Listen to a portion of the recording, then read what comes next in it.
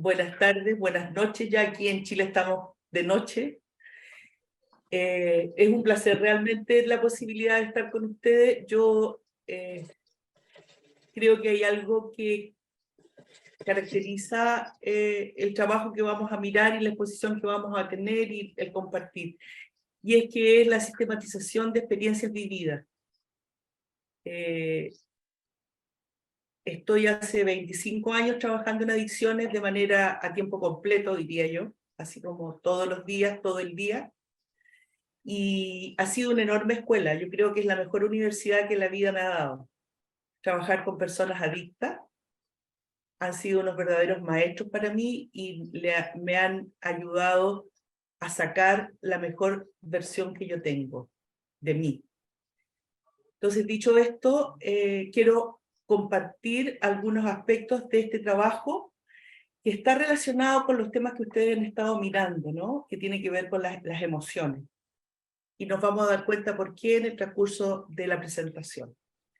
Si tienen preguntas, ustedes levantan la mano y con Vanessa veremos, Vanessa me mostrará, porque como yo no veo a todos, Vanessa me dirá que pare y hará las preguntas pertinentes. Vamos a tener un tiempo de exposición, vamos a tener preguntas entre medio y también algún trabajo personal, porque es súper importante mirarnos. Más que mirar las adicciones como una cosa externa, es importante mirarnos como los seres humanos de alguna manera tenemos rasgos adictivos permanentemente. En la comida, en el tabaco, en la bebida, en el cigarro, en las relaciones, etc. Por lo tanto, la manera más fácil de entrar a las adicciones, de la misma manera que entrar a las emociones, es mirándonos a nosotros mismos y revisando nuestras propias vidas. La siguiente, por favor. Bueno, ustedes han estado teniendo un ciclo de charlas respecto de las emociones, ¿no?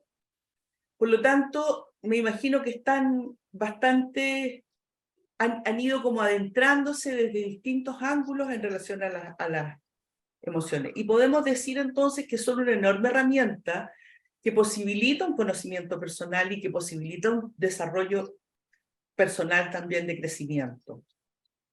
Y esto es cuando aprendemos a gestionar, que es muy distinto a controlarlas, que es muy distinto a taparlas, que es muy distinto a aplastarlas. Y este bienestar emocional que provoca la gestión de emociones es lo más parecido a la felicidad que uno puede tener en la vida. Si entendemos la felicidad como una experiencia de las emociones integradas. Porque cuando somos capaces de integrar nuestras emociones, tenemos la posibilidad entonces de vivir en un estado emocional de bienestar. Nos podemos preguntar, ¿qué son las emociones? ¿Quién podría decirme de todo lo que han visto, qué entienden por emociones? ¿Alguien que se anime libremente? Cuando hablamos de emociones, ¿qué pensamos? ¿Qué sabemos de eso?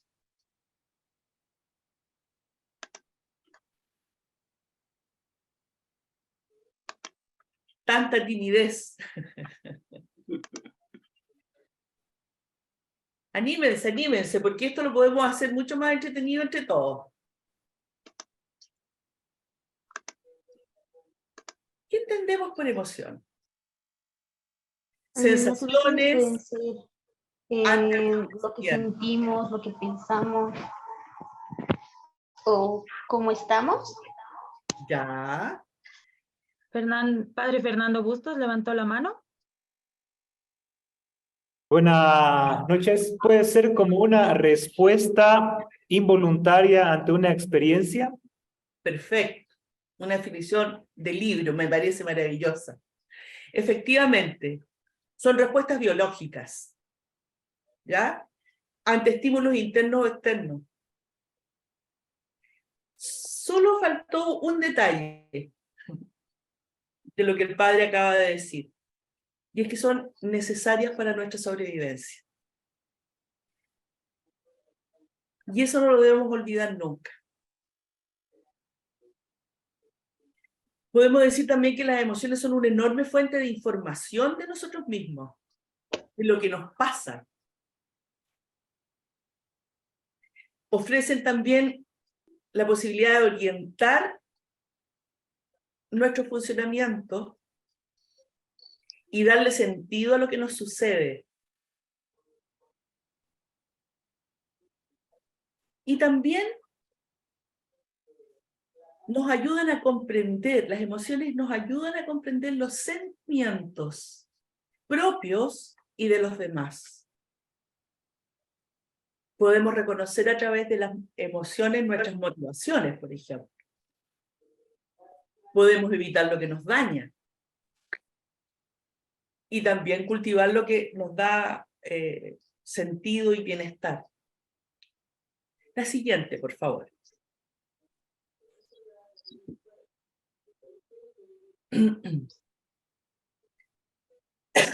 La vida Sí. nos plantea retos ante los cuales tenemos que responder. Y esto es cotidianamente. Y el reto de tener que afrontar lo que nos pasa tiene el riesgo de generarnos ansiedad, nerviosismo, inseguridades, vulnerabilidad, estrés, depresión. Todo, si ustedes se dan cuenta, está asociado a las emociones. La falta de límites, por ejemplo. Los espacios invalidantes. La negligencia o la sobreprotección parental son algunos de los factores de riesgo para el consumo de drogas y alcohol. Y en esto tenemos que hacer un paréntesis. América Latina, por lejos, su droga principal es el alcohol. La mayor prevalencia de América Latina es el alcohol.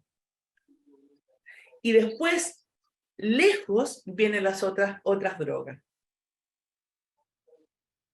Y esto, muchas veces, cuando hablamos de drogadictos, pensamos que el alcohol no es una droga, porque además es una sustancia que está absolutamente normalizada en nuestras vidas y en nuestras culturas.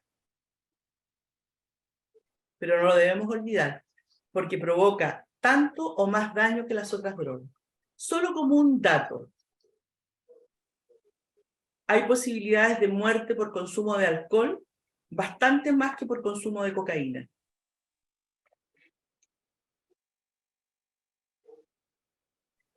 Bueno, ante estos estados emocionales que a veces nos pueden superar, algunas personas deciden como salida el consumo de drogas, en la creencia que a través de esto sus estados emocionales pueden mejorarse, ¿no?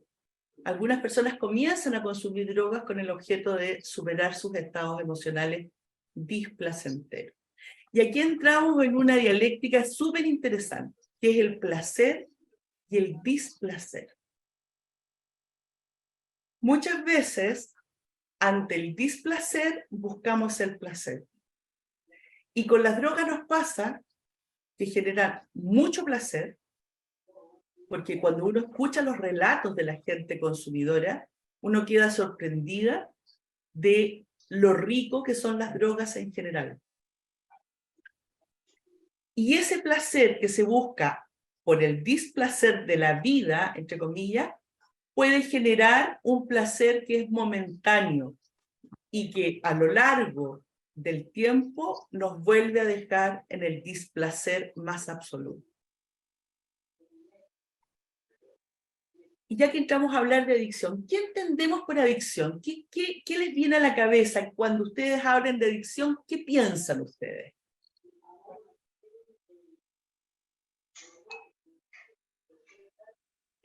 Aquello con lo que no podemos vivir sin eso. Aquello que genera una dependencia de la cual no podemos vivir sin ella. Perfecto. ¿Ya? ¿Qué otra idea viene cuando hablamos de adicción?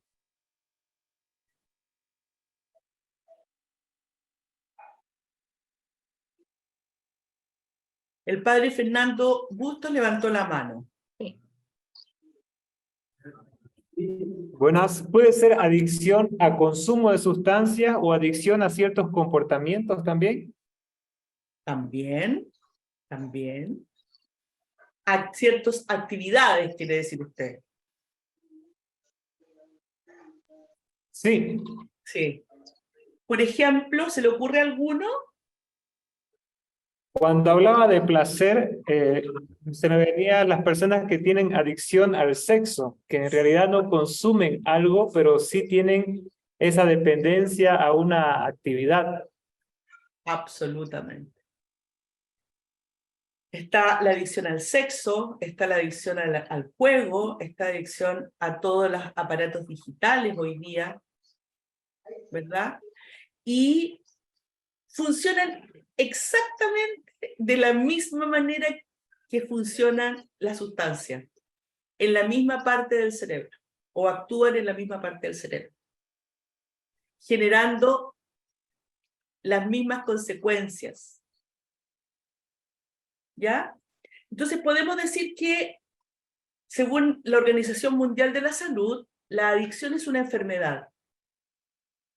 Y una enfermedad crónica, tratable. O sea, entra dentro del orden de la diabetes, de la hipertensión, etc. Enfermedades que llegan para quedarse y que pueden ser tratadas. Por lo tanto, las personas podemos tener una mejor calidad de vida si ponemos los cuidados correspondientes. Y hay un conjunto de síntomas y de signos que involucran factores biológicos, factores genéticos, factores psicológicos, factores sociales. ¿Ya? Si contemplamos todo esto, podemos tener una aproximación a el concepto de adicción. ¿Y por qué es tan importante tenerlo? Porque existe muchas veces la creencia que es un vicio. Y tratamos a la gente como viciosos o viciosas sin darnos cuenta que estamos frente a un enfermo. La siguiente, por favor. Muchas veces la necesidad de estima, del cariño, la necesidad de ser queridos y de querernos, condicionan nuestras motivaciones y afectan en las decisiones que tomamos en la vida. Y afecta fundamentalmente los sentimientos de las personas, fundamentalmente con problemas de adicción. Y esto supone un enorme desafío para aquellas personas que se quieran rehabilitar o que necesitan rehabilitación. Si nosotros hablamos de emoción recién y tenemos claro el concepto, ¿no es cierto? Dijimos que aparecen de forma espontánea y ante un estímulo. ¿Qué tendríamos que decir o qué podemos decir de cuál es la diferencia entre una emoción y un sentimiento?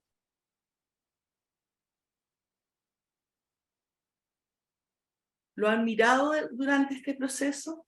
Porque podemos vivir a partir de conocer y crecer a partir de conocer nuestras emociones. ¿Y cuál es la diferencia de mis emociones a mis sentimientos? ¿Cuál será? La emoción es de corta duración. Exacto. ¿Y el sentimiento?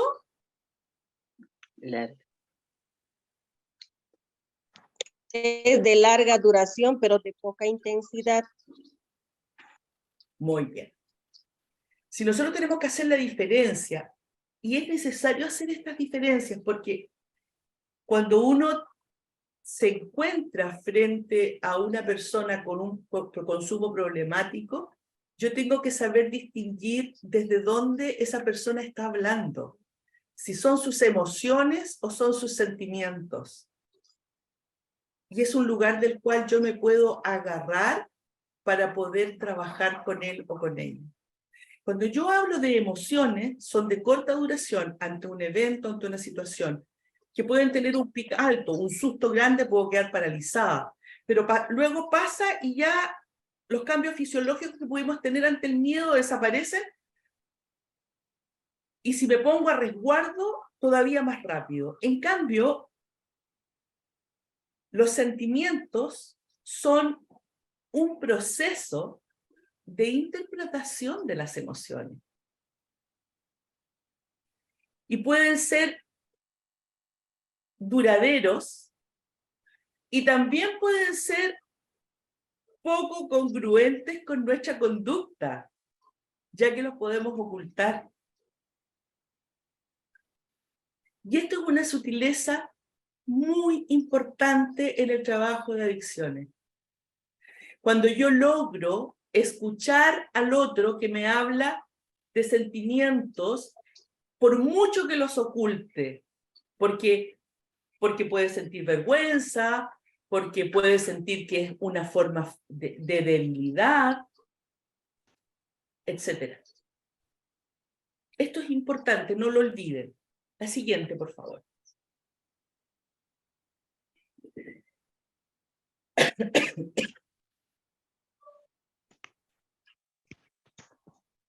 En el año 2000, aproximadamente, la doctora Nora Volkow, que es una investigadora que trabaja en NIDA, en el Centro de Investigación de las Naciones Unidas, descubrió algo muy interesante. Pudo comprobar, pudo constatar cómo las sustancias alteran determinadas áreas del cerebro. Y son aquellas que están vinculadas al análisis, a la expresión y control emocional, a la planificación del comportamiento, al control ejecutivo. Las tres áreas de la función ejecutiva son la memoria, la flexibilidad cognitiva, es decir, darme cuenta que puedo resolver un problema de una, dos o tres maneras, y el autocontrol. Y las habilidades de la función ejecutiva nos permite pensar antes de actuar y también considerar sus consecuencias. Por lo tanto, es súper importante también en la toma de decisiones y en los condicionamientos del miedo, que se ven atrofiados, por decirlo de alguna manera, con el consumo de sustancias de una persona con un consumo problemático, o sea, una persona que se ha vuelto adicta. ¿Ya? Tendríamos que decir entonces que en la geografía del cerebro, las partes que están afectadas es el córtex prefrontal, el córtex cingulado anterior y la amígdala. Lo que nos interesa realmente, que nos quede súper claro, es que las personas que consumen sustancias tienen problemas con la capacidad de decidir, están permanentemente buscando refuerzos inmediatos, lo antes posible, les cuesta mucho ponerse en el lugar del otro, por mucho que los otros lo quieran, por mucho que los otros lo aprecien, o por mucho que los otros le metan miedo, porque no sienten miedo. No tienen la capacidad de medir las consecuencias negativas de sus actos, ni logran planear o plantearse los riesgos de sus comportamientos. Hasta ese es el daño que una persona con adicción puede llegar a tener. La gravedad de esto es que el circuito eléctrico afectivo está sobrecargado.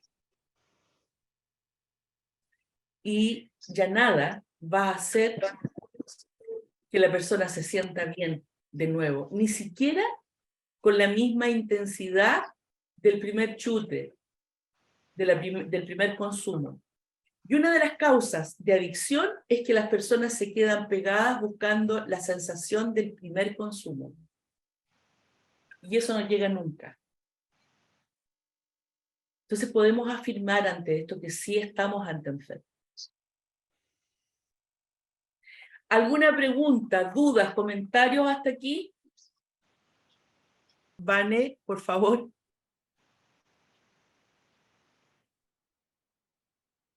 ¿Cuándo una actividad rutinaria se convierte en adicción?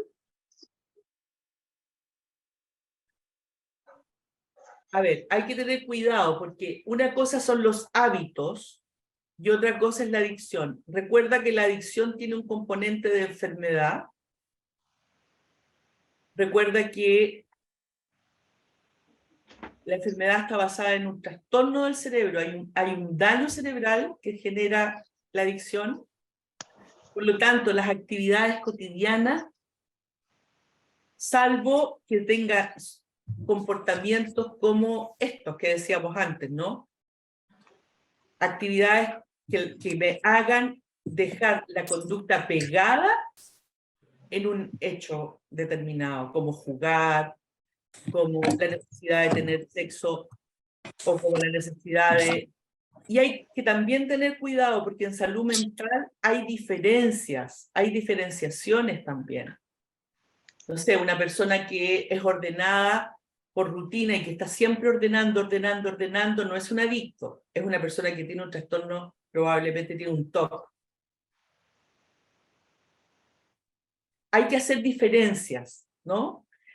Ahora, el consumo de sustancia va a depender mucho, o el consumo, la adicción propiamente tal, va a depender mucho de la edad de inicio. Eso también es un dato muy relevante. Bien, vamos a seguir. La siguiente, por favor. Vamos a empezar con la adolescencia, ¿no? Queremos entrar en algunos rasgos de la adolescencia que es muy importante tener en consideración. ¿Y por qué? Porque es la puerta de entrada generalmente al consumo y a la adicción, ¿ya? Y es como la puerta que mejor debemos cuidar. Podemos definir la adolescencia como una casa en día de mudanza, un desorden temporal. Yo no sé, porque las adolescencias también están muy relacionadas a la cultura de cada grupo, ¿no? En Chile la adolescencia es difícil. Es un tránsito difícil, de difícil vida. Hay un comportamiento permanente ante los adolescentes que a los adultos en general nos saca un poquito de nuestras casillas y estamos siempre queriendo y pidiendo y demandando que se porten bien. Y eso genera en los adolescentes mucha resistencia, porque una de las tareas propias de la edad de la adolescencia es desobedecer. Es aprender a desobedecer. Ante esta situación que no es de fácil manejo, la prevención se tiene que convertir en un conjunto de actividades o acciones frente al consumo de drogas o de otras conductas adictivas. Y este conjunto de acciones tiene que estar encaminada a fomentar factores de protección. Y eso implica eliminar o modificar los de riesgo, los factores de riesgo. Por ejemplo, un factor de protección es que a los adolescentes no les vendan alcohol. Un factor de riesgo es que los adolescentes accedan al alcohol libremente.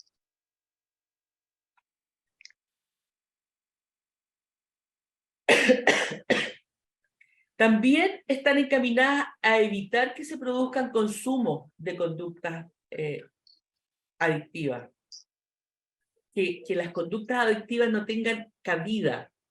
¿Cómo? Como decía antes la persona que preguntó, que no se vuelva hábito. O sea, si yo voy todas las tardes, a los 14, 15 años, todas las tardes me junto con amigos y bebo alcohol, lo más probable es que a los 19, 20 años esté con un grado de alcoholismo severo. Entonces, ¿cómo evito estas conductas adictivas, no? Retrasar la edad de inicio. Mientras más tarde un niño consuma alcohol, consuma droga, fume, mientras más tarde, mejor. ¿Por qué? Porque le damos tiempo a la maduración cerebral y a la poda neuronal.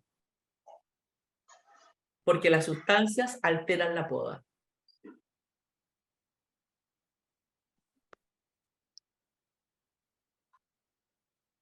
Lo otro que es un factor de protección es evitar que el consumo sea un problema social. Y ahí hay una injerencia no solamente de la familia, sino también de la sociedad en la que yo me muevo, ¿no? Por ejemplo, en Chile, hace 5 años atrás, o 6,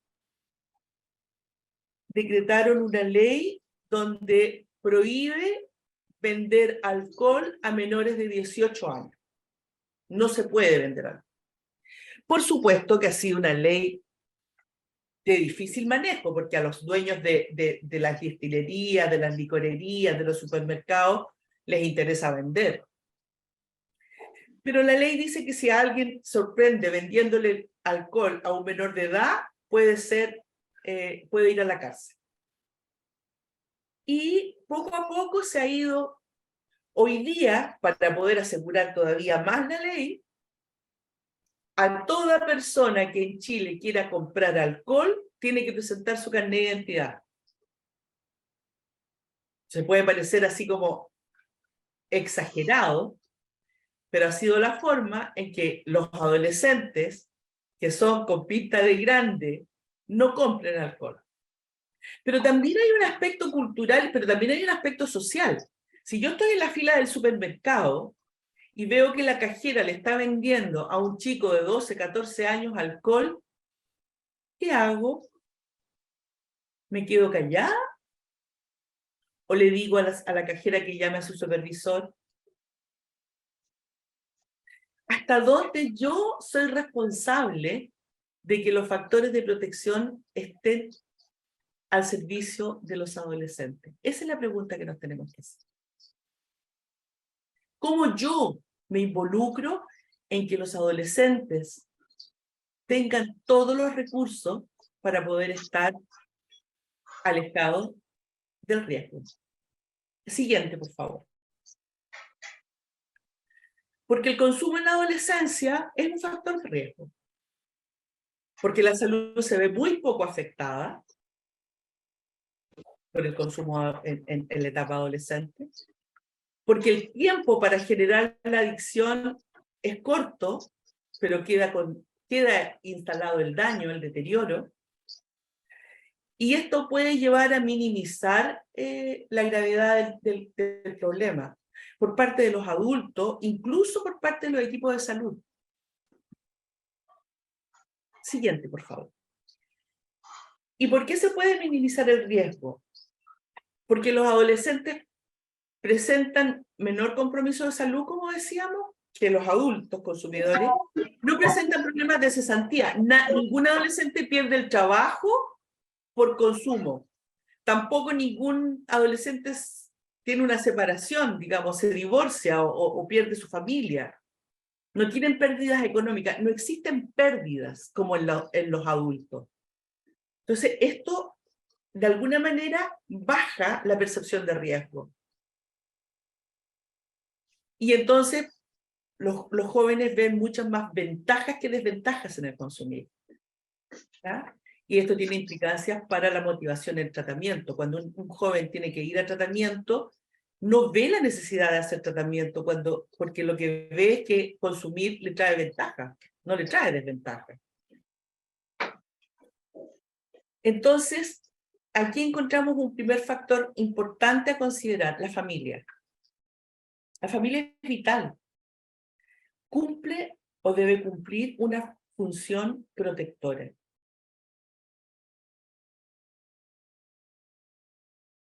Piensen que la familia va a ser siempre la célula protectora de cualquiera sea la cultura, el origen, la religión, la ideología, da lo mismo.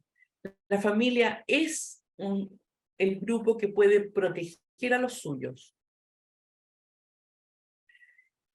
Es un espacio de socialización primordial, ¿no es cierto?, donde se adquieren creencias, actitudes, las normas sociales, los valores, y a partir de esto las personas vamos desarrollando una conducta u otra. Hay en la familia una tarea instalada, y en la medida en que los padres, las madres o los tutores responsables de los adolescentes aprendan a reducir los factores de riesgo y fomenten y fortalezcan los factores de protección en el seno de la familia, el equilibrio se alcanza mucho más fácilmente. Las figuras parentales que logran desarrollar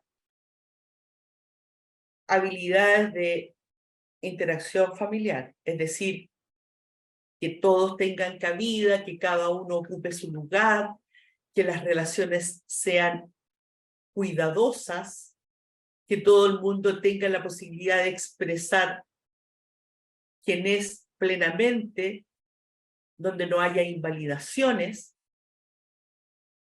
Las familias que logran fijar y tener expectativas claras sobre los miembros, y las expectativas siempre están en función de las habilidades, de las fortalezas y de las fragilidades de cada uno de sus miembros familiares. En la medida en que sepan y puedan supervisar las conductas de sus hijos, dónde está, con quién se junta, quiénes son sus amigos, a qué hora llega, a qué hora sale, con quién anda en este minuto. ¿Dónde está mi hijo hoy, ahora, aquí? ¿Con quién está mi hijo hoy, ahora, aquí? ¿A qué fiestas va? ¿Cuál es el lugar donde mi hijo está en este minuto de fiesta?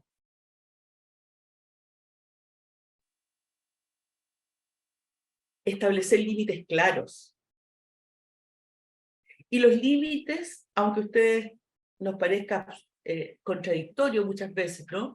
Pero si hay algo que seguriza a un adolescente, son los límites. Si hay algo que a un adolescente le da certezas del amor de sus padres, son los límites.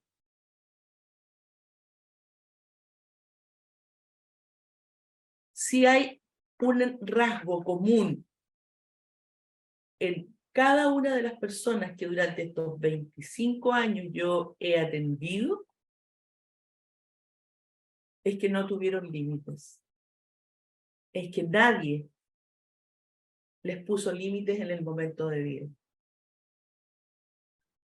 Por lo tanto, todo esto que un padre, una madre o un tutor responsable logre establecer al interior del núcleo familiar, estará colocando factores protectores para sus hijos y para sus hijas.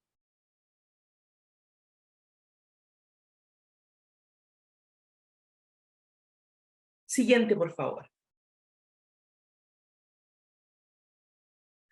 Sin embargo, cuando esto no está en la familia, el consumo perjudicial o la dependencia en adolescentes puede lograr afectar una serie de tareas propias de la edad.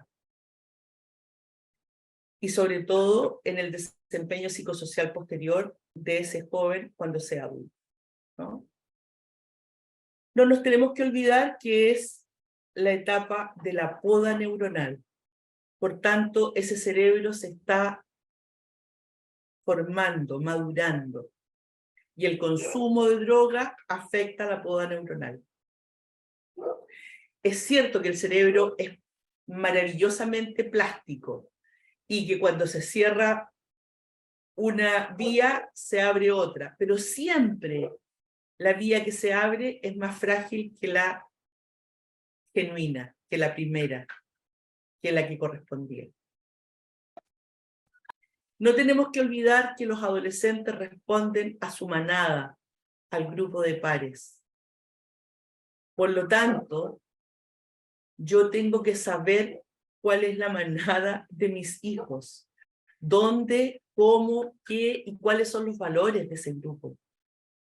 Y yo tengo que hacer presencia en ese grupo. Esos chicos tengo que conocerlos, tengo que saber quiénes son, dónde viven, qué hacen, con quién está mi hijo o mi hija. Porque de esa manera va a depender los factores de riesgo y protección que mi hijo tenga. Y no es suficiente que sean compañeros de colegio, tampoco es suficiente que sean compañeros de curso, tampoco es suficiente que hayan estado juntos desde chiquitito en la sala cuna. Si yo no tengo conocimiento de cuáles son los valores que constituyen, que confirman ese grupo de pares. Muchas veces los adultos nos movemos en relación a ello entre la sobreprotección y la negligencia. Los cuidamos tanto, o los dejamos a su libre albedrío, que hagan lo que consideren porque nosotros les hemos inculcado valores, porque nosotros... Uno puede encontrar adolescentes que saben perfectamente bien todas las consecuencias del consumir droga, pero si de sus pares consumen droga y le invitan a consumir droga, lo más probable es que consuma droga. Por lo tanto, yo necesito saber en qué lugar y qué tipo de relación mi hijo sostiene o mi hija sostiene. También en esta etapa hay una suerte como de acentuación en los comportamientos invalidantes con los adolescentes. Estamos permanentemente llamándole la atención por lo que no hacen, por lo incompleto que están, por lo inmaduro que son, por el comportamiento inadecuado que tienen, olvidándonos que son las tareas de la edad que está realizando. Una persona que no tiene el lóbulo frontal completamente desarrollado no puede tener un comportamiento de adulto, pero nos olvidamos. Y entonces ellos sufren mucha invalidación. Viene la sensación de no me quieren, no me creen, no me comprenden. Si ustedes nos hacemos un poquito recuerdo de nuestra adolescencia, más de alguno encontrará o más de alguna encontrará aquellas emociones y sentimientos instalados. Por lo tanto, los límites claros, los afectos seguros, los espacios donde se viva la alteridad, el derecho a ser diferente, la capacidad de negociar que los adultos logren establecer con los adolescentes, van a ser parte de elementos preventivos. Dudas, preguntas, consultas. Ahora sí que me imagino que habrán más. Buenas noches, una consulta. Efectivamente, como usted dice, hay daños a nivel cerebral que se crean con una adicción y alguna vez se puede apreciar personas que llevan años adictos con ciertas disfuncionalidades cerebrales, ¿no?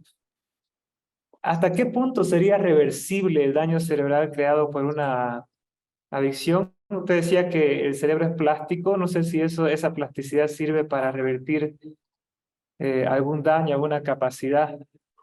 Por ejemplo, hay personas adictas que han perdido capacidad relacional, les cuesta integrarse a grupos sociales, prefieren el aislamiento, el retiro. ¿Es reversible este daño? Es mi pregunta. Absolutamente. Salvo que no haya una enfermedad asociada, digamos. O sea, no sé, si además tiene una patología dual, ¿no es cierto? Que además de tener la cronicidad de la dependencia, no sé, pues tiene bipolaridad. Si estamos hablando de adictos sin enfermedades asociadas, es reversible. y es reversible no solo por los nuevos enlaces neuronales.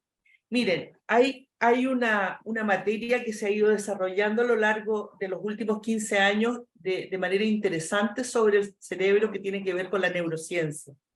Y la neurociencia nos ha dado información relevante. Hay un acto, un comportamiento que transforma y moldea el cerebro. ¿Y saben cuál es?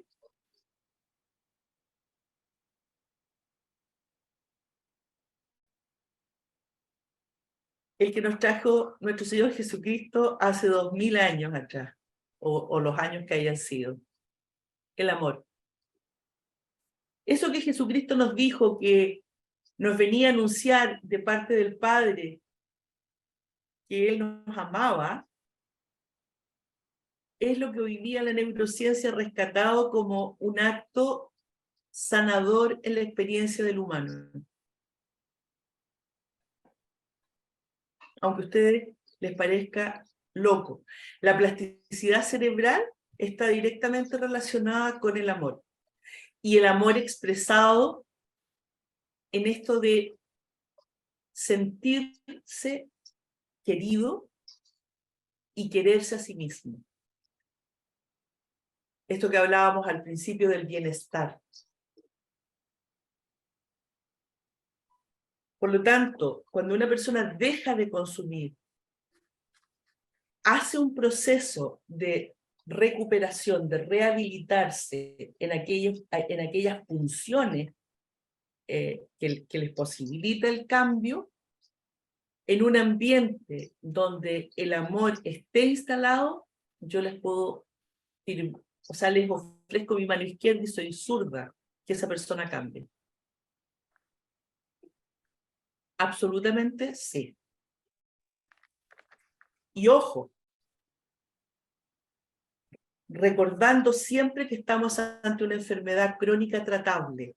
Por lo tanto, es una enfermedad recurrente.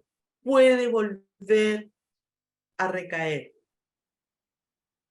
Es parte de un proceso. Y eso es lo que lo hace tan riesgoso. Entonces, en la medida que la persona logre acumular como una cuenta de ahorro fuerza de cambio, a costa de sentirse querido, validado, de sentir que tiene un autoconcepto propio fuerte, potente, esa fuerza de cambio se sostiene y se mantiene en la vida y ayuda a sostener los procesos de cambio. Pero sí se puede. ¿Alguien más tenía otra pregunta o otro comentario? Una consulta, por favor. ¿Sí? ¿Hasta qué nivel la adicción es transmitible genéticamente? ¿Hasta qué nivel? No sé. Y luego, ¿cuál es la tendencia, no sé si de país o mundial, en cuanto al crecimiento, decrecimiento o estabilización de esto de la adicción? Porque puede ser, no me doy cuenta cómo está creciendo o decreciendo, no sé, o cuál es la situación en este momento en un país o en el mundo. Gracias. La primera pregunta es, me quedé con los datos. La primera era... Que ¿hasta qué nivel es transmisible genéticamente? Lo genético. En lo genético existen tendencias muy marcadas. Hay un 50% de los investigadores y de los científicos que dicen que es genético y el otro 50% dice que no. Por lo tanto, hay teorías genéticas interesantes, hay estudios significativos interesantes, pero por ejemplo, hay estudios de cohorte de personas que les han hecho seguimiento por 50 años y justamente el 50% desarrolla adicción y el 50% no desarrolla adicción. Y en esos estudios también se ha visto lo que les acababa de decir, que aquellas personas que están deprivadas, aquellas personas que viven situaciones de invalidación, que tienen pocas posibilidades, pobreza, vulnerabilidad, esas personas tienen genéticamente, si además tienen el componente genético, tienen más posibilidades de recaída. Las personas que tienen mejores condiciones de vida tienen menos posibilidades de recaída. Por lo tanto, hace que esto sea muy, no, yo no me atrevería a decir más que lo que dicen los científicos y los investigadores. Existe un 50% en tendencia que dice que es genético y el otro 50% dice que no. Y uno puede adherir a una u a otra mirada.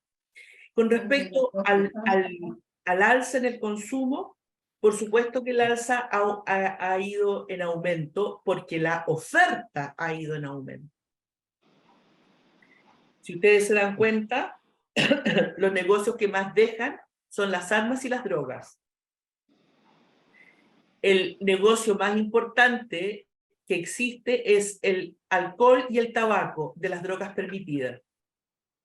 Y nadie que tenga una botillería, una chichería o un local de consumo pierde plata, ni siquiera en pandemia. Y el cigarro, 3/4 de lo mismo. Por lo tanto, en la medida en que hay más oferta mundial, el consumo aumenta. Lo que sí cambia son el tipo de drogas. Se ponen de moda, por ejemplo, yo no sé en Bolivia, pero en Chile están de moda todas las drogas de diseño, que son altamente riesgosas, porque tienen componentes que van cambiando mensualmente, quincenalmente, cada 3 meses. Por lo tanto, si alguien tiene una sobredosis, no hay cómo atenderlo porque no se sabe efectivamente qué está consumiendo, ni las cantidades en que la droga está puesta Hay tendencias, hay drogas que van y vienen. La marihuana, por ejemplo, es una droga de alto consumo y de baja percepción de riesgo. La gente no cree que la marihuana es como fumar cigarro. Y no es real. ¿Cómo qué? Como fumar cigarro. ¿Ya? Entonces, el aumento de las drogas está directamente relacionado con los niveles de alza en el consumo. Y además, lo que hace famosas las drogas son las bajas percepciones de riesgo que se tienen. Por ejemplo, con el alcohol, en general, en América Latina no hay percepción de riesgo. Es socialmente aceptado, es socialmente incorporado.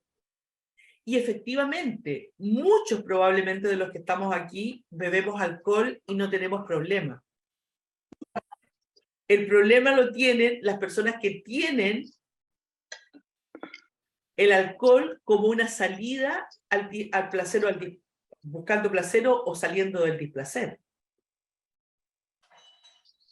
Entonces, volvemos a lo que decíamos al principio, ¿verdad? La adicción es una enfermedad que tiene características psicológicas, biológicas, culturales, sociales, y la enfermedad se desarrolla con una sintomatología semejante. El aumento de consumo está directamente relacionado con la oferta. Y ustedes saben que en el mundo y en América Latina los carteles se trasladan de un lugar a otro. Y los carteles destruyen los sistemas sociales, políticos y económicos de los países. Por lo tanto, el problema no es menor.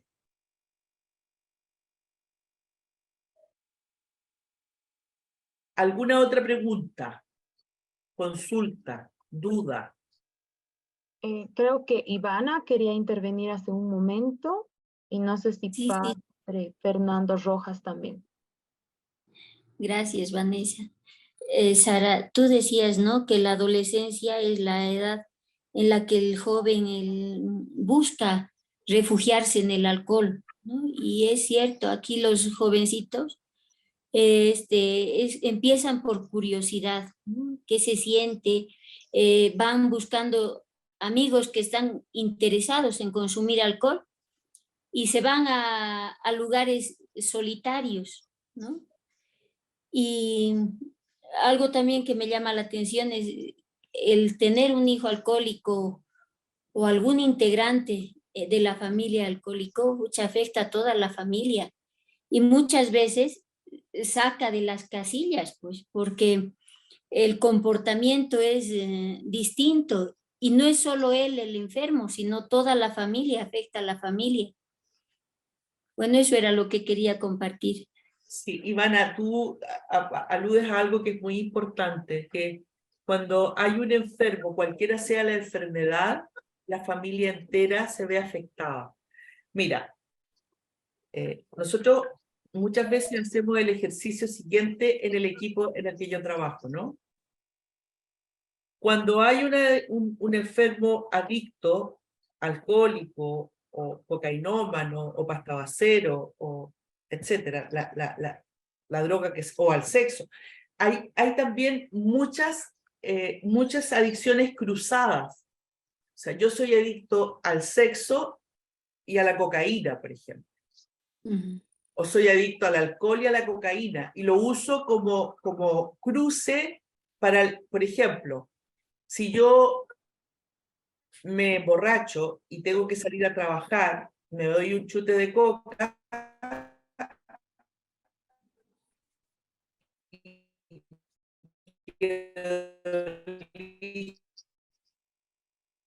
Claro, estás un poco entrecortada. ¿no es cierto?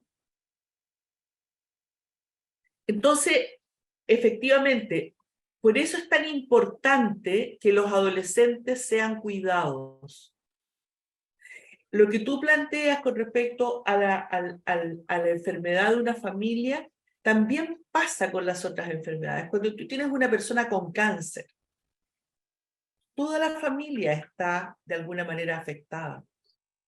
Lo que pasa es que socialmente tiene menos repercusiones, pero emocionalmente son las mismas repercusiones o semejantes repercusiones. Cuando yo tengo un hijo con síndrome de Down, la diferencia es que el niño con síndrome de Down me está recordando permanentemente quién es. Un adicto, nos olvidamos muchas veces de la persona que era y nos quedamos en el adicto. Porque saca de las casillas, por supuesto. Porque hay que tener mucho coraje para vivir con una persona que tiene comportamientos de adicto. Sí, y sabes, mira, tú dices de una persona con cáncer. Podemos aceptar, decir, claro, nos cuesta, es una enfermedad terrible, pero cuando es un alcohólico, nos afecta más porque la sociedad nos marca, ¿no? Dice, este es una familia, este es alcohólico. Y a veces cuando es un alcohólico, los tachamos de lo peor, ¿no? Sí. Y no los aceptamos a veces en la casa. O hay una fiestita, no, pero él es alcohólico, que no venga. Pero si es un enfermo con cáncer, decimos, sí, que venga, pobrecito, está delicado, ¿no? Es distinto una enfermedad, cáncer o diabetes, todo eso, ¿no? Pero una enfermedad de alcohol o de droga, te cierran las puertas, te dicen, no, el que no venga, tú puedes venir, pero él no. Bueno, tiene que ver con una discriminación social que existe y porque hay asociaciones que son ilícitas, como digo yo, porque se piensa que un adicto tiene que ser ladrón, tiene que ser delincuente, tiene que ser asesino, tiene que ser lo peor de lo peor. Exacto. Y con las mujeres no les digo nada, o sea, con las mujeres ya es el sumum del sumum, ser adicta, mujer, tener hijo y seguir consumiendo ya es la escoria de la sociedad. Sí. Y el primer pensamiento que hay con una mujer adicta es que además es prostituta. Entonces, son todas estas creencias que socialmente vamos instalando que al final se vuelven contra nuestra propia sociedad y nuestras culturas se van endureciendo en vez de generar espacios que sean sanadores. Porque un espacio espacio para rehabilitarse de lo que sea, tiene que ser un espacio sanador. Y si tenemos certeza de que el amor sana, tiene que ser entonces espacios amorosos. La siguiente, por favor, si no hay más preguntas o comentarios. ¿Había alguien más que quería, parece, decir algo?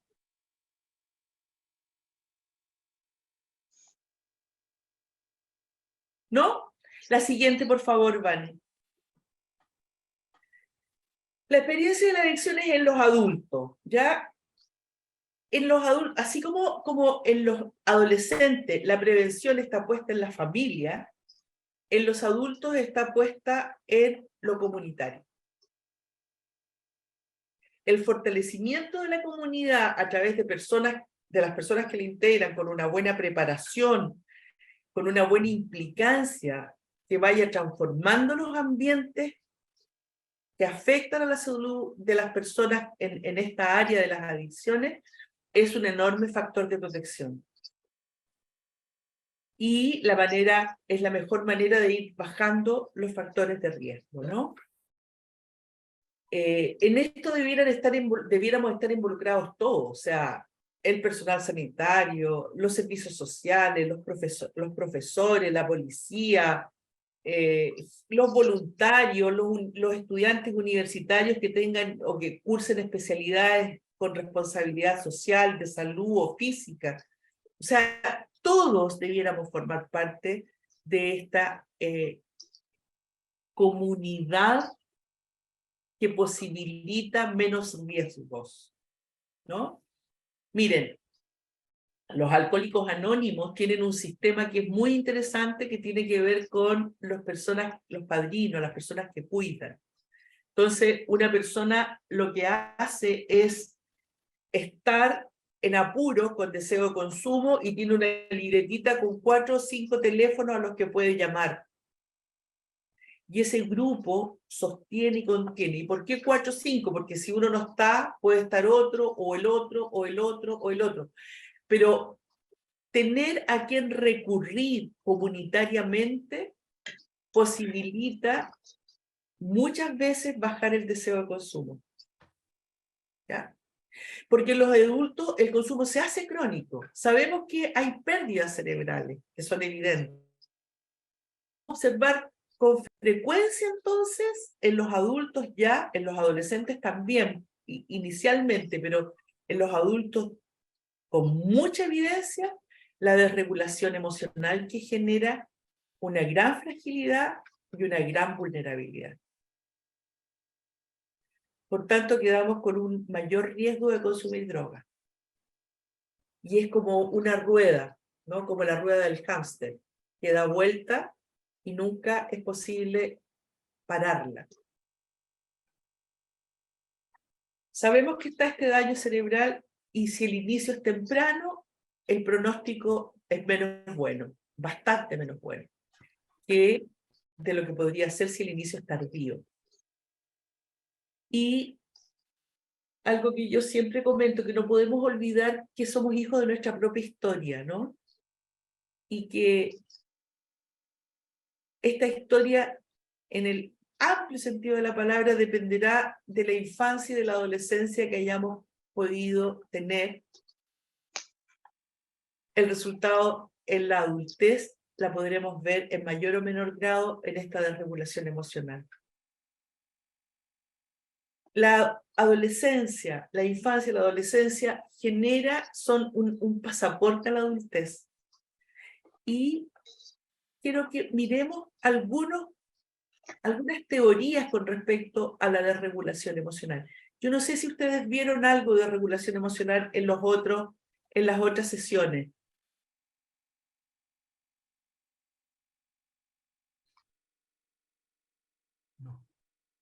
María Victoria, de desregulación emocional, ¿viraron algo? Sí. Ya, Sí. vamos a hacer entonces un repaso breve para poder hacer la asociación con las drogas, ¿ya? Muy bien. Hay una teoría, la siguiente por favor, Vanessa. Hay una teoría biopsicosocial de la desregulación emocional, que si la han visto, fantástico, porque entonces la podemos trabajar. La teoría dice que hay una condición biológica. Una condición biológica. Ojo, una condición no significa una patología. ¿De acuerdo? Una condición biológica que ellos denominan como PAS, personas altamente sensibles. Si a esa condición biológica se le suma un ambiente invalidante, ¿qué es un ambiente invalidante? Es aquel donde al otro, a la alteridad, a la otredad que tiene el otro que no soy yo, no se le permite plenamente existir. Y lo que se pretende es que tenga un formato o un estilo o una manera de ser y hacer determinada por una autoridad. Entonces, si, no sé, si una niña es buena para cantar y para reírse, porque tiene una alegría interior profunda, grande, que se manifiesta a través del canto y del baile, la invalidación puede venir a decir, ojo, las mujeres no pueden comportarse de esta manera, hay que tener cuidado porque pueden tener otra opinión de ti. Es decir, voy como aplastando, negando la otredad, hasta que llega un minuto en que quedo invalidada, que no sale esta versión que yo soy realmente. Y eso, el resultado de estas dos combinaciones, de esta suma, genera una vulnerabilidad emocional, ¿no? Entonces, esta condición de persona altamente sensible, más un ambiente invalidante, el ambiente invalidante es decirle no a cada rato a una persona, lo estás haciendo mal, así no se hace, siempre se ha hecho de esta manera, no se puede hacer de otra. Eso es un ambiente invalidante, no dejar que la otredad florezca. Esta suma entre estos dos factores genera una vulnerabilidad emocional. La próxima, por favor. ¿Cuáles son las características de esta desregulación emocional? Hay una hipersensibilidad, ¿ya? Una alta sensibilidad a las emociones o a las sensaciones corporales. Muy alta. Y el otro lado de la moneda es la hiposensibilidad. Una baja sensibilidad, hay como una suerte de anestesia, de desconexión de las emociones, de las sensaciones. Lo que los psicólogos dicen disociación. Las personas viven disociadas. O sea, acaban de vivir un duelo tremendo, están con un dolor que cualquier persona podría estar llorando calladita en un rincón, y la persona completamente insensible, desconectada, va a trabajar, hace las cosas, como si no hubiera pasado nada, como si no sintiera, cuando en el fondo está generando una hiposensibilidad, está viviendo, atravesando una hiposensibilidad. La hipersensibilidad es todo lo contrario. O sea, es la expresión. ¿Cuál es la característica de estas dos cosas? Que la siguiente, por favor. La hipersensibilidad tiene una hiperreactividad. Un bajo umbral de respuesta, reacciones inmediatas, o sea, me pinchan y exploto. Reacciones explosivas, reacciones impulsivas y respuestas desproporcionadas o desajustadas respecto de lo que lo gatilló. Y la hiporreactividad tiene un alto umbral de respuesta, tiene reacciones tardías, y en vez de explotar,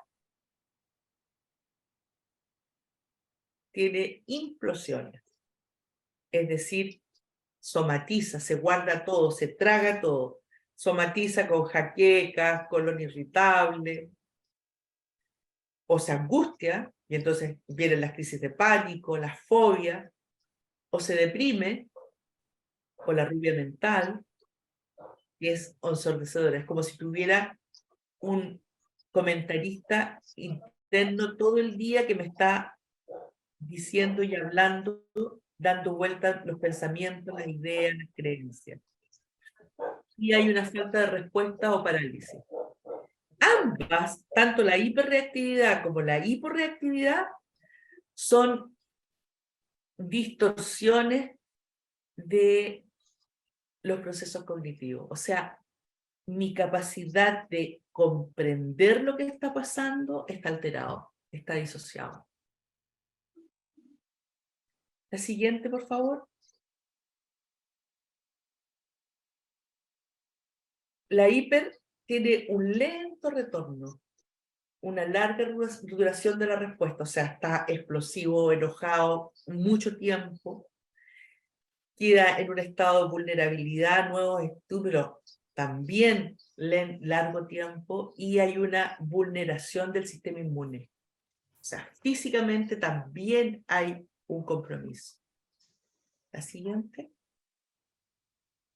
Y aquí tienen el gráfico de la desregulación emocional. Tenemos por un lado el vértice de la intensidad y de la duración. Una respuesta regulada emocionalmente es la verde. Si ustedes la miran, tiene una acción, una reacción y baja. Pero la desregulación emocional en lo alto sube, sube, sube, y si ustedes se dan cuenta queda abierta. Si tuviéramos que empezar a bajar, vendría a bajar como donde se acaban los monitos. O sea, es largo el retorno. Y lo mismo con la implosión. La duración, o sea, es alta la desregulación y el retorno lento. Les querríamos pedir si tienen papel y lápiz, si no, por favor, en un minuto que lo consigan. Vamos a ejercitar una mirada sobre nosotras mismas. Vamos a hacer una pequeña autoevaluación. Si pones la siguiente, van a tener un test que es un autoexamen PAS. Les quiero pedir que lean detenidamente cada una de estas aseveraciones y pongan al costado si es verdadero o falso, ¿no? Si se cumple es verdadero, si no se cumple es falso. Y esto como a lo largo de la vida, ¿no? Si han estado frente a estas situaciones. Yo las voy a ir leyendo, perfecto. Las podemos leer y así van anotando verdadero, falso, verdadero, falso, verdadero, falso. Necesitamos poder ver cuántas verdaderas, cuántas falsas son las que encontramos. Tengo la sensación de ser consciente de cosas muy sutiles en mi entorno. Me afecta el comportamiento de los demás.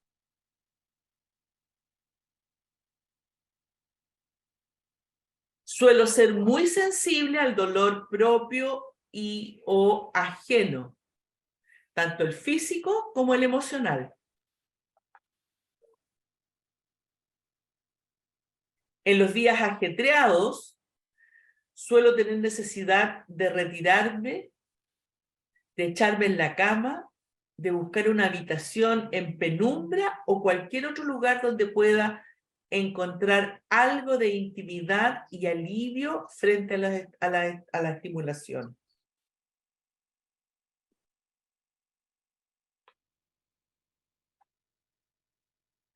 Soy particularmente sensible a los efectos de la cafeína.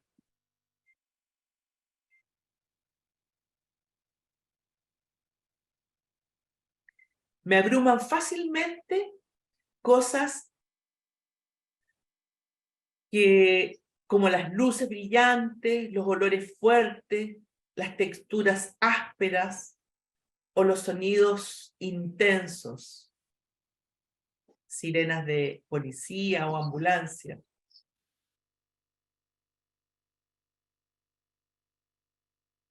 Tengo una vida interior rica y compleja.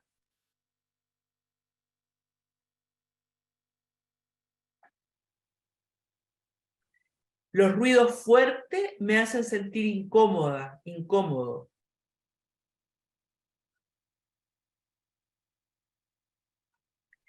Me conmueven profundamente las artes o la música.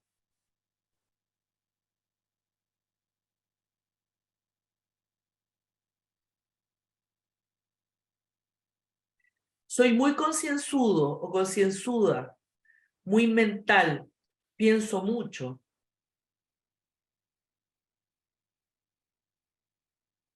Me asusto con facilidad.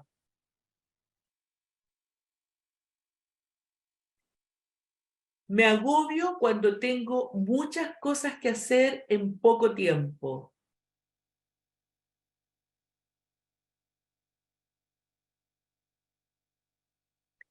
Cuando alguien se siente a disgusto en un entorno físico, suelo saber lo que hay que hacer para hacerlo sentir más cómodo, como cambiar la luz o cambiar los asientos.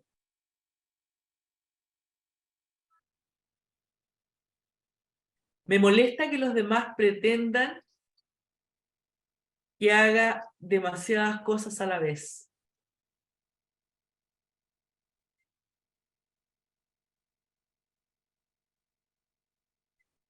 Me esfuerzo mucho por no cometer errores u olvidarme de algo.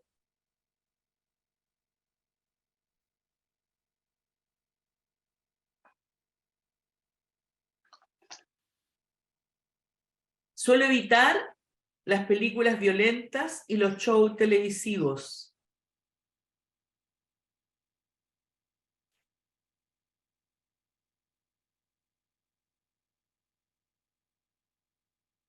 Me resulta desagradable la activación que me provoca el ajetreo a mi alrededor. Por ejemplo, agotamiento, irritabilidad después de visitar el mall o de ir a una fiesta.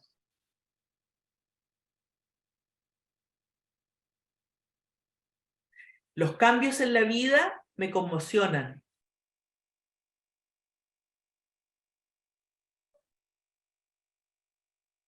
Suelo percibir y disfrutar de las buenas esencias, sabores, sonidos, la naturaleza y las obras de arte.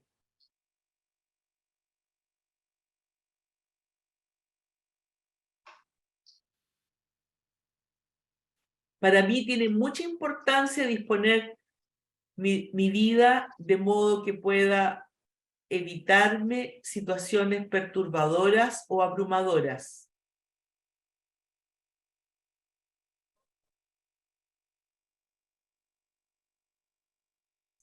Cuando tengo que competir o ser observada, observado, evaluado, evaluada en la ejecución de una tarea, me pongo tan nerviosa o inseguro que termino haciendo lo peor de lo que podría hacerlo.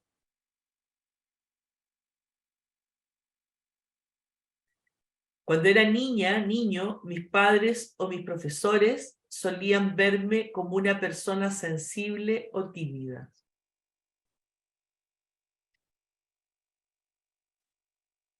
Bien, les quiero pedir que ahora sumen las verdaderas y sumen las falsas. Y levanten la mano, por favor, las personas que tienen más de 10 verdaderas. Levanto. 10 o más. Bueno, 14 personas levantaron la mano, pero capaz algunos no saben cómo activar la manito, ¿no? Yo no sé cómo activar la manito. Exacto.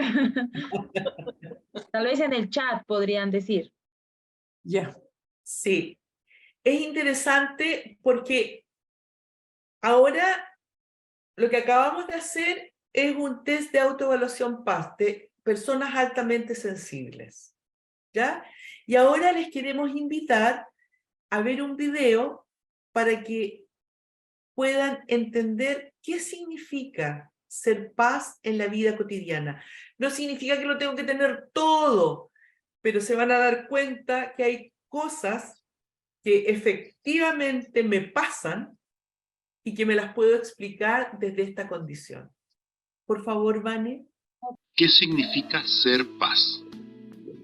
Paz o personas altamente sensitivas, HSP o Highly Sensitive Person en inglés, es el nombre con el que se identifica a un grupo de personas que comparten un rasgo que los hace diferentes al resto. Son una minoría, ya que solo el 15 al 20% de la población lo comparte. Por esto, es normal que se sientan diferentes comparándose con los demás antes de saber que fisiológicamente su cerebro trabaja de una manera distinta al del resto de las personas. Y su manera peculiar de interactuar socialmente resalta poco a poco esas diferencias con la mayoría mientras crecen. El problema es que sin saber que es algo que no pueden cambiar y no saben cómo gestionarlo, ya que aún no conocen lo que los caracteriza, pueden terminar aislándose, sintiéndose rechazados y sobre todo creyendo que tienen algún tipo de trastorno psicológico, llevándolos a una vida dura, incomprendida y difícil de llevar en el día a día. Pero sabiéndolo gestionar, puede ser todo lo contrario. Pero, ¿cómo funciona el cerebro de una persona paz? Los procesos cerebrales de las personas altamente sensitivas muestran una sobreexcitación en las áreas neuronales relacionadas con las emociones y con la interacción, gracias a estas células y a esta parte del cerebro, las neuronas espejo. Estas cumplen una función social, de ahí que estén presentes sobre todo en humanos y en primates. Situadas en la corteza frontal inferior del cerebro y muy cerca de la zona del lenguaje, están relacionadas sobre todo con la empatía y con la habilidad para captar, procesar e interpretar las emociones ajenas.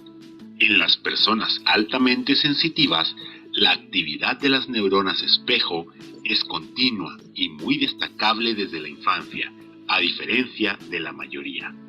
Ahora veamos la ínsula. La ínsula es una estructura pequeña y alojada a un nivel muy profundo en nuestro cerebro. Se halla en la corteza insular y a su vez está relacionada con el sistema límbico. Una estructura básica en nuestras emociones. Ella es quien nos aporta esa visión más subjetiva, única e íntima de la realidad. En las personas con una alta sensibilidad, esta parte presenta una grandísima actividad en comparación con aquellos que no se caracterizan con este rasgo. ¿Y estas dos diferencias cómo afectan? La doctora y descubridora de este rasgo, Elaine Aron, sintetiza estas diferencias cerebrales en 4 características principales.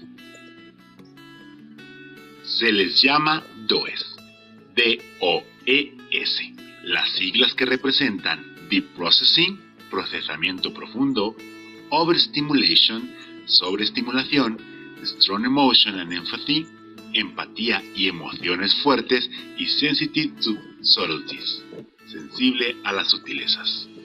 Procesamiento profundo. Las personas altamente sensitivas procesan toda la información a un nivel más intenso y profundo. Son personas que reflexionan más, razonan y analizan las cosas detalle a detalle. Esto los lleva a tener una mayor comprensión de la vida y las emociones, así como a sobrepensar continuamente. Sobreestimulación. Al poseer un sistema neurosensorial más fino de lo normal, siempre están absorbiendo y procesando información, tanto sensorial y emocional. Por lo tanto, es muy factible que se abrumen con tantos estímulos sobrecargando su cerebro. Empatía y emociones fuertes. Las personas paz tienen la capacidad de sentir todo tipo de emociones con mayor intensidad debido a su amplio umbral emocional, sumado con la capacidad desarrollada de las neuronas espejo, que desencadena en una alta empatía. Las personas altamente sensitivas pueden sentir la tristeza propia de manera muy intensa y la ajena también. Y del otro extremo, sienten la alegría de manera única. Esta amplia cobertura, sumada con el procesamiento profundo, les permite poder sentir toda la variedad de emociones intermedias, como la melancolía, injusticia, felicidad, coraje, etc. Y sobre todo, poder entenderlas, disfrutarlas o sufrirlas como pocos. Sensible a las sutilezas. Tienen una elevada sensibilidad, no solamente en los sentidos físicos, como la vista, el tacto, oído, gusto u olfato, sino en todos los demás aspectos. Pueden detectar cambios en el entorno, en el estado emocional de las personas, detectar la falsedad o cualquier otro cambio que pasaría desapercibido para una persona que no es paz.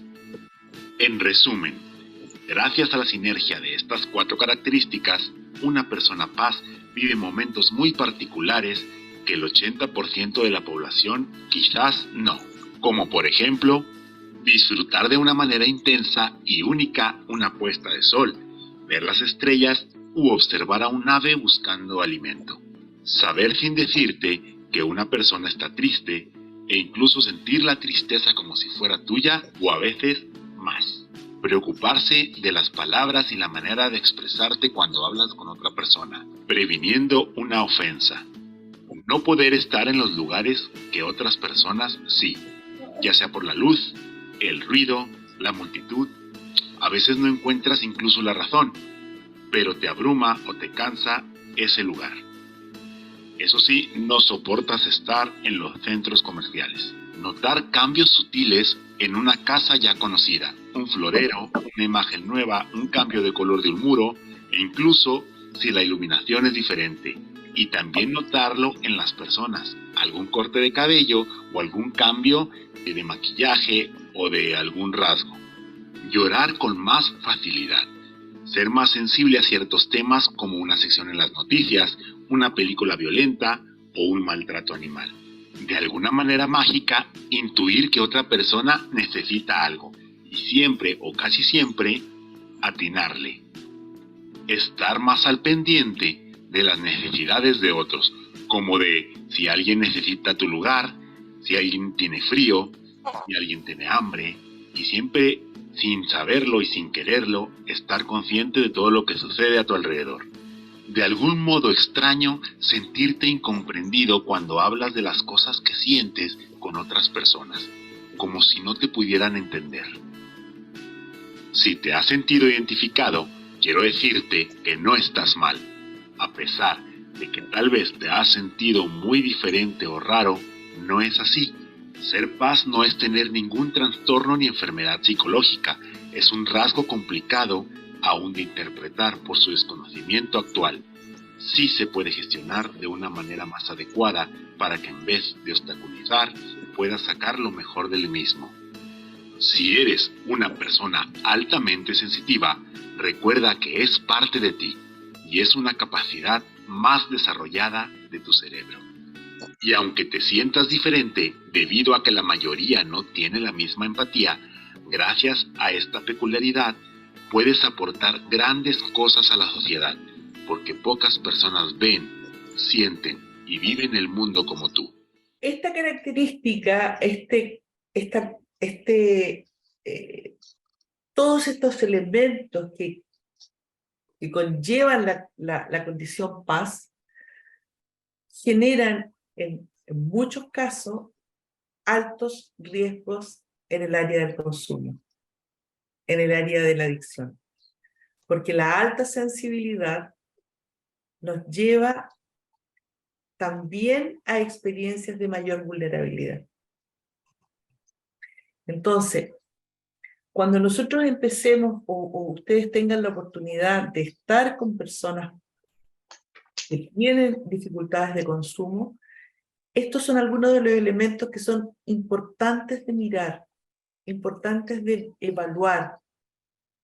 De la misma manera cuando les decía, cuando una persona habla de sus emociones o desde las emociones o cuando una persona expresa sus sentimientos, que puede ser una sutileza casi como un hilo invisible, nos permite y nos posibilita generar una conversación que va justamente al área de, que está afectada por el consumo. Hay habilidades que se pueden habilitar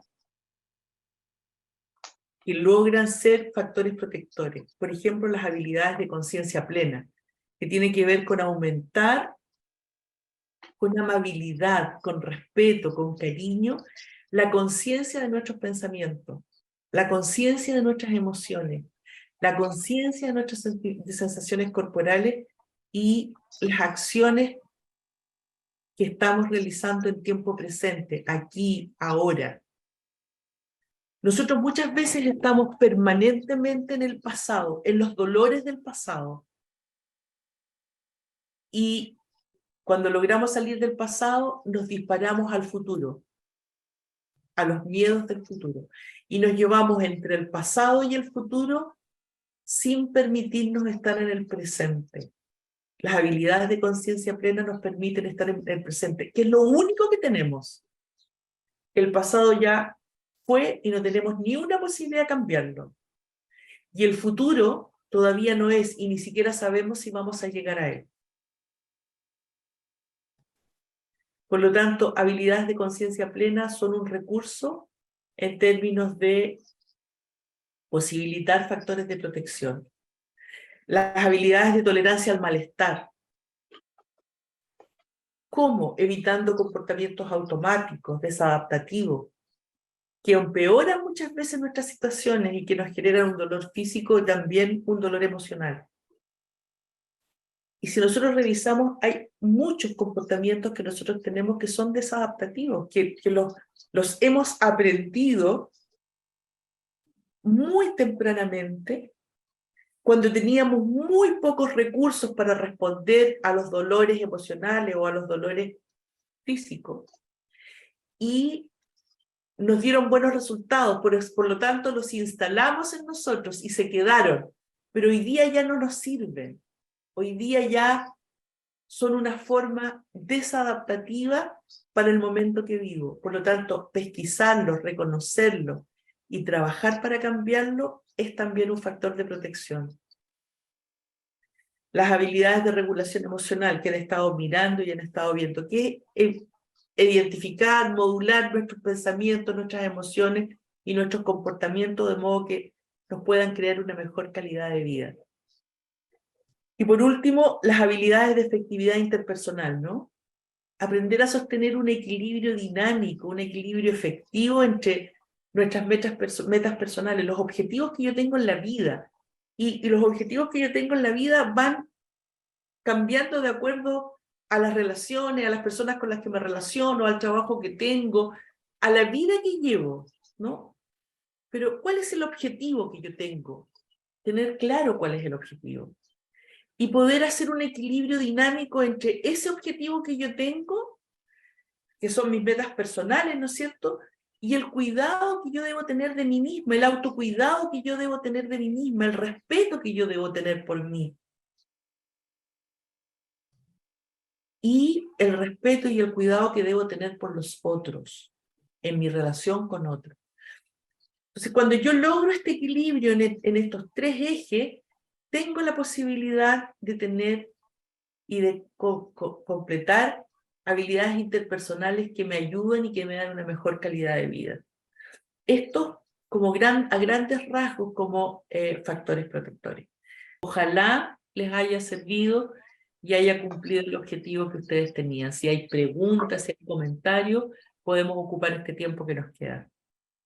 Una pregunta, por favor. Adelante.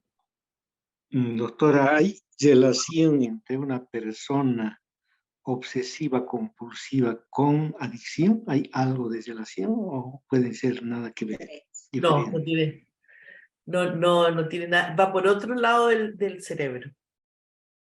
Está bien, gracias. Está situado, es un comportamiento que no tiene que ver con las adicciones. El trastorno de obsesivo compulsivo está puesto en otro lugar. No, es en sí mismo una patología. Ahora, nos podemos encontrar adictos que tengan la patología asociada además. Entonces se hace bastante más. Nosotros tenemos en este momento tenemos 2 o 3 personas que que tienen un trastorno obsesivo compulsivo y además tienen adicción a cocaína. Pero están puestos en otro lugar, no corresponden al mismo área afectada. Gracias. Bien, de padre Fernando Bustos, la palabra es suya. O sea, todo el entorno parece estar bien, ¿no? Pero ¿Ya? uno no está en consumo, pero se siente mal, no está bien, ¿no ve? Y Ya, ahí ya. es cuando entra la necesidad, la ansiedad, ¿ve? Del consumo, porque es suplir o salir de esa situación, ¿no? Normalmente es lo que nos pasa, o sea, es una de las vías más rápidas. Las cosas pueden estar bien, o sea, en general, las cosas pueden estar bien. El tema es cómo yo percibo el exterior o cómo percibo el interior. La interpretación que yo hago de lo que yo estoy viviendo es lo que de alguna manera también me conduce a tomar una salida u otra. Ahora, yo quisiera en eso... generalmente, cuando las cosas externas están bien y yo no me siento a gusto, hay algo en mí que no está ajustado y que es necesario mirar. Es difícil que estando las cosas bien, yo me sienta necesariamente mal. Por lo tanto, algo está generando ruido internamente. Y por eso es tan importante el tema de la regulación emocional. Por eso es tan importante tener un abecedario emocional suficiente para poder reconocer. Hay corrientes de trabajo que son muy interesantes, las teníamos aquí, pero no las alcanzamos a hacer desgraciadamente. Cómo mi pensamiento, mis emociones y mi cuerpo tienen un lenguaje que yo puedo llegar a conocer para saber qué está pasando conmigo. Sabemos que la mente es una, pero si yo la divido para poder entenderla en una mente racional, en una mente corporal y en una mente emocional y reconocer su funcionamiento, que es una sola, pero que la puedo como despedazar para poder entenderla, yo puedo llegar entonces a los lugares, a los nodos donde hay malestar. Muchas veces un malestar físico me lleva a un malestar emocional. Una contractura puede estar puesta o puede haber sido provocado por una situación de estrés alto provocado por una emoción fuerte. Y lo que yo relato es que tengo un dolor terrible intercostal. Si yo le sigo el hilo y yo reconozco los pensamientos que aparecen, si yo reconozco que ese dolor tiene un recorrido, puedo llegar a la emoción y puedo trabajar la emoción. Entonces, el tema del consumo no es tan automático, no es que las cosas están mal y yo, cuando la persona tiene una adicción, sí, responde a un patrón de funcionamiento, ante un conflicto, ante una situación por resolver, ante un problema, la respuesta que había encontrado era consumir. No solucionaba nada, aumentaba incluso el conflicto, pero era la respuesta y se genera un patrón de funcionamiento. O sea, hay conflicto, consumo. Hay pena, consumo. Entonces, lo que se hace cuando se trabaja en adicciones es que ese patrón se tiene que desaprender para aprender otro. Y una de las tareas, de las cosas difíciles que los seres humanos tenemos es desaprender. No es fácil. Inés, tenías levantada la mano. Sí, primero que todo, pues darte las gracias, de verdad que me gustó cómo lo enfocaste y cosas interesantes. Y cada vez me doy cuenta que estamos en un tiempo donde parecen unirse las corrientes psicológicas, biológicas, espirituales, que coinciden en muchas cosas, ¿no? Y cada vez, pues, con más fuerza, es necesario meterse en el interior, ¿no? Tenemos que ahondar en nosotros, en el conocimiento personal y en el vivenciar, el vivenciarme lo que experimento cada día, ¿no? Para poder llegar a ese ser profundo que es el que da respuesta a muchas cosas, ¿no?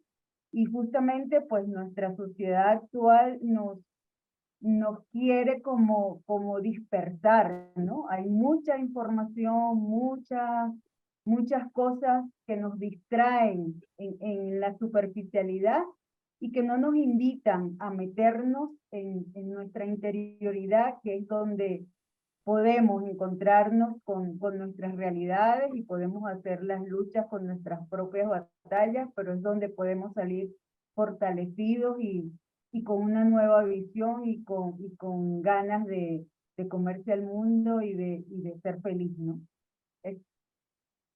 Gracias. Sí, efectivamente.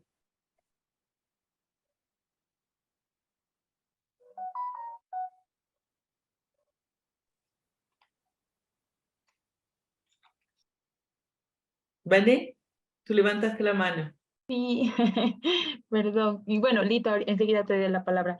Solamente quería algo que se me venía a la cabeza mientras estaban las primeras diapositivas, bueno, casi al medio, era de que muchas veces vemos las adicciones con las drogas, el alcohol, el tabaco, pero he sabido de casos y también fue parte de una investigación en la universidad, estos medicamentos controlados o drogas controladas, ¿no?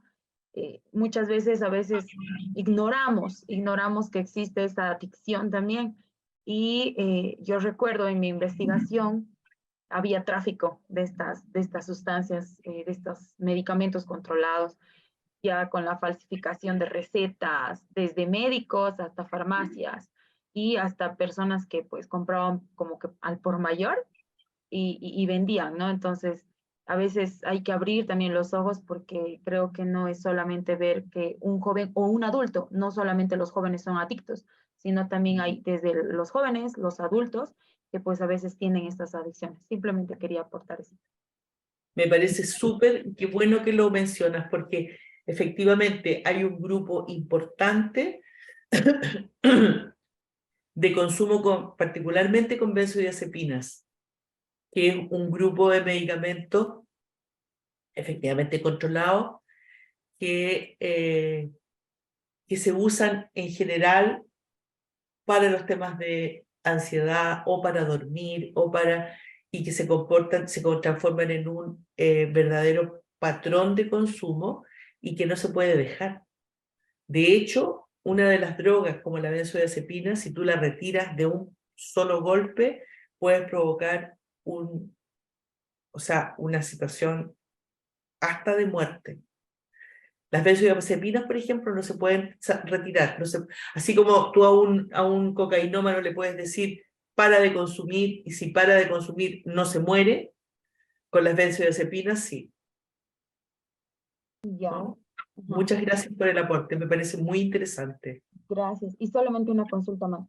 No sé si es considerado una persona adicta, si es que, por ejemplo, conozco personas que ante cualquier dolor ya están tomando alguna tableta, pero ya la tableta, pues creo que en un periodo de tiempo ya no le hace efecto y consume una tableta un poco más fuerte. Y bueno, no sé, digo. No, ahí hay unos límites, como tienen comportamientos adictivos, pero no alcanza, pues justamente por lo que acabas de mencionar al final, vas cambiándola. Entonces, el comportamiento es el adictivo, el funcionamiento es lo que genera un estilo adictivo, pero no alcanza a adherir a una sustancia como necesaria y única. Hay una diferencia, ahí hay que habría que entrar como más, tener más datos, pero en lo general hay que hacer la diferenciación.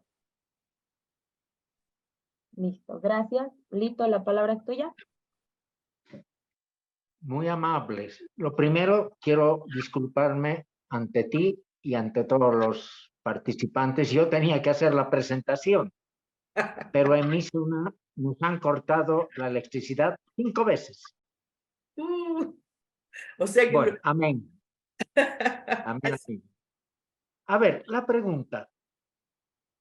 Aquí en Bolivia, y pienso que en otros sitios también, conocemos casos, yo conozco muchos, pero hay públicos, especialmente de futbolistas, de artistas, que han superado la adicción yéndose a iglesias evangélicas. Y lo han superado. ¿Esto tú crees que tiene algo que ver con el tema del amor del que has hecho una alusión buena? Sí. Tiene que ver con 3 elementos, Lito. Primero, el límite. Primero, el límite. El límite en las iglesias protestantes y en las iglesias evangélicas en general está muy, muy, muy instalado. Y generalmente cuando se rompe es motivo de como de castigo, ¿no? No beber, ¿no? No fumar, no beber. Por lo tanto, se transforman en ambientes muy contenedores, porque el límite es contenedor. La segunda cosa es que ellos utilizan el concepto que nosotros tenemos de trascendencia también, pero lo vivenciamos desde un lugar diferente. Para ellos, Dios sana y Dios salva. Ese concepto que para nosotros puede quedar corto en nuestra propia experiencia de vida, para una persona que lo ha perdido todo, hasta el amor de las personas que más le han querido, es trascendente en su experiencia vital. Y la tercera cosa, que se genera una pertenencia que es mucho más estrecha de la que nosotros podemos dar en la Iglesia católica. Mira, nosotros tenemos un trabajo que es muy lindo, que a mí me resulta muy como católico, en el sentido de lo universal. Porque ellos como no tienen el concepto de médico, no tienen, no tienen un modelo biomédico en la cabeza en el trabajo de las adicciones, sino solo Dios. Nos ha pasado que hay pastores que son más como abiertos, y con más formación también algunos, que nos piden ayuda para poder atenderles psiquiátricamente a aquellas personas que además de tener problemas adictivos tienen problemas psiquiátricos severos. Y entonces nosotros se los atendemos, les damos los medicamentos, pero siguen en su sistema. Nunca los hemos sacado, porque tenemos claridad que ese sistema es el que les posibilita. O al revés, hemos tenido personas que se han intentado rehabilitar con nosotros y no lo hemos logrado. Se han ido a un centro de rehabilitación protestante y a los 4, 6, 8 meses vuelven diciéndonos que están muy bien y que por favor necesitan la ayuda del psiquiatra. Porque en el tiempo que estuvieron con nosotros, que lo pudieron tener, por supuesto la vida para ellos fue bastante más grata, más vivible. Y entonces hacen, pero yo te diría que esos 3 elementos son los que nosotros desde el lugar donde estamos hemos observado. Y creo que es muy importante. Si uno piensa en la experiencia de vida en la iglesia, si uno se da cuenta, en la iglesia siempre estaba la persona, en todas las parroquias siempre había la persona que tenía menos capacidades cognitivas, la persona que tenía la discapacidad física, la persona que de alguna manera socialmente o en su sistema estaba excluido y en la iglesia tenía su espacio. Eso puesto en la iglesia pequeña, en la iglesia doméstica, que es la experiencia de la iglesia protestante, es sanador. Es un factor de protección. Y yo creo que en esas cosas es interesante mirarlo porque se puede aprender.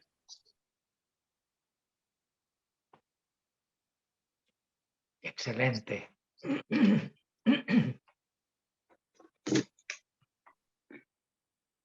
Bien, ha sido un gusto. Ojalá les haya servido de verdad. Y que puedan seguir con estas iniciativas que ayudan y que nos permiten compartir experiencias de vida.